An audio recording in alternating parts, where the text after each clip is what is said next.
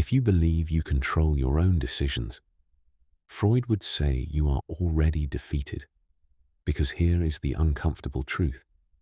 You don't decide first. You justify later. You don't choose logically. You rationalize emotionally. And while you believe you are choosing people, desires, paths, and actions, your unconscious has already decided long before you become aware of it. Today, I'm going to show you 10 lessons I learned from Freud. Not the academic version, not the comforting version, but the version that forces you to face a disturbing reality. Most people are not living, they are being lived. And if you don't understand this, you will keep getting manipulated without ever knowing why. Freud does not want you comfortable. He wants you aware. Freud was not interested in making people feel good. He was interested in something far more dangerous, exposing the lies the mind tells itself. Freud destroyed the fantasy that human beings are rational. He showed that we are driven by impulses, fears, desires, and inner conflicts we pretend not to have. And this changes everything, because the moment you understand this, one of two things happens. You either feel deeply uncomfortable, or you become powerful. This is not self-help. This is mental surgery. Lesson 1. You are not rational. You are a justifier. One of the first humiliations Freud delivers to the human ego is simple. Reason does not rule. Reason obeys. Most of your decisions are not born from logic. They are born from desire, fear, pride, insecurity, and trauma.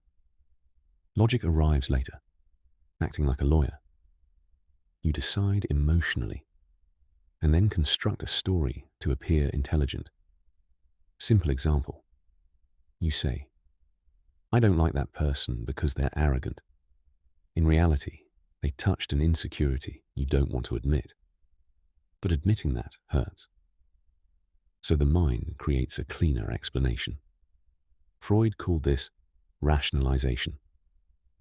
If you want to see how small mistakes expose hidden motives, the psychopathology of everyday life makes this brutally clear. I'll leave the link in the description and the pinned comment. Before justifying any important decision, ask one brutal question. What am I protecting here? The truth or my ego? That question alone builds real self-control. Lesson 2. The unconscious controls more than you think. Freud revealed something that still disturbs people today. Most of your mind is outside conscious control. Repressed desires, forgotten memories, denied impulses. None of that disappears. What you repress doesn't vanish. It returns disguised. It returns as repeated patterns, self-sabotage, attraction to the wrong people, anger without a clear reason. You didn't move on. You buried it. And buried things leak. Stop analyzing isolated events. Instead of asking, why did this happen? Ask, why does this keep happening to me? Repetition is the language of the unconscious. Lesson 3. People don't hate you for who you are. They hate what you trigger in them. Freud identified a central defense mechanism: projection. People project onto others what they refuse to accept in themselves. The extreme moralist fights desires he secretly has. The aggressive critic hates his own weakness. The harsh judge carries internal guilt. This completely changes how you interpret attacks. Many attacks are not about you. They are about unresolved conflict inside the other person. Example: you grow, you improve, you become more confident. Someone starts mocking you, minimizing you, criticizing you, not because you failed, but because you activated something they cannot face. Understanding this transforms attacks into information. Lesson 4. Morality is often repression disguised as virtue. Freud shattered the idea that morality is always noble. Often, extreme morality is extreme repression. The more someone represses natural impulses, the more rigid their rules become. Repression does not disappear, it mutates. That's how fanaticism, rigidity, and moral superiority are born. Freud argued that society itself produces mass neurosis by demanding constant repression in exchange for order. Be suspicious of anyone who claims moral superiority. Then turn the mirror inward. Where are you repressing too much and projecting it onto others? Self-awareness here is psychological armor. Lesson 5. The ego does not want truth, it wants comfort. The ego is not interested in growth. It is interested in protecting its self-image. That's why it avoids painful truth. Freud identified defense mechanisms: denial, repression, rationalization, displacement, all designed to avoid psychic pain. Here is the dark lesson. Whoever avoids pain avoids power.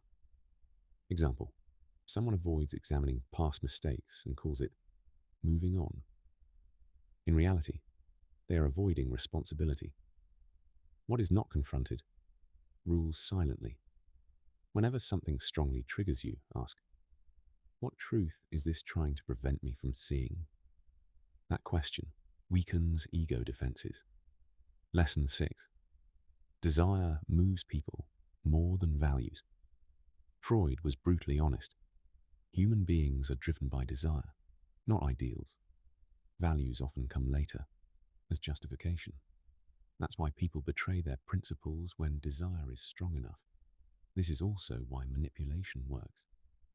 Whoever knows how to activate desire controls behavior. And libido, for Freud, is not just sexual. It is psychic energy.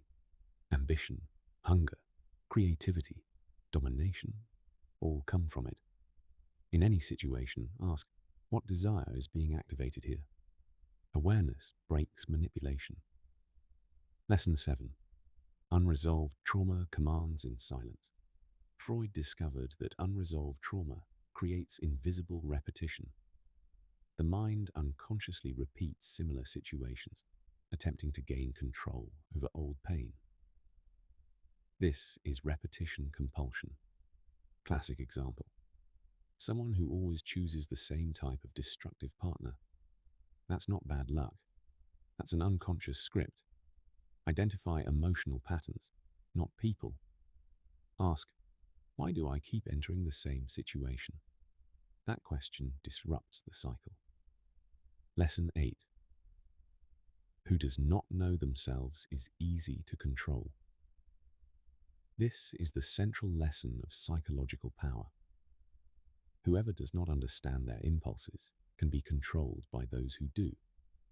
If you don't know what drives you, someone will exploit it. Someone will trigger guilt. Someone will activate fear. Someone will use desire. Self-knowledge is not spirituality. It is defense. Lesson 9. Silence reveals more than words. Freud observed that slips, pauses, contradictions, and silences reveal more than long speeches. People who talk too much are managing image. People who contradict themselves are leaking inner conflict. In important conversations, speak less, observe more. The unconscious always leaks. Lesson 10. Knowing the unconscious does not make you good. It makes you responsible. This is the heaviest lesson. Freud does not promise happiness. He offers clarity. And clarity creates responsibility. Once you understand your impulses, you can no longer pretend ignorance. You can no longer blame the world. You can no longer live on autopilot. That terrifies most people. But for those who seek inner power, it is liberation. Freud did not teach you how to be happy. He taught you how to stop lying to yourself. And that is the foundation of real power.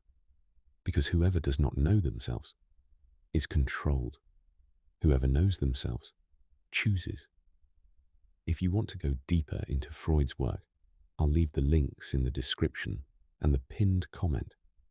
And remember, the unconscious always rules someone. The only question is whether it rules against you or in your favor. Subscribe. Comment.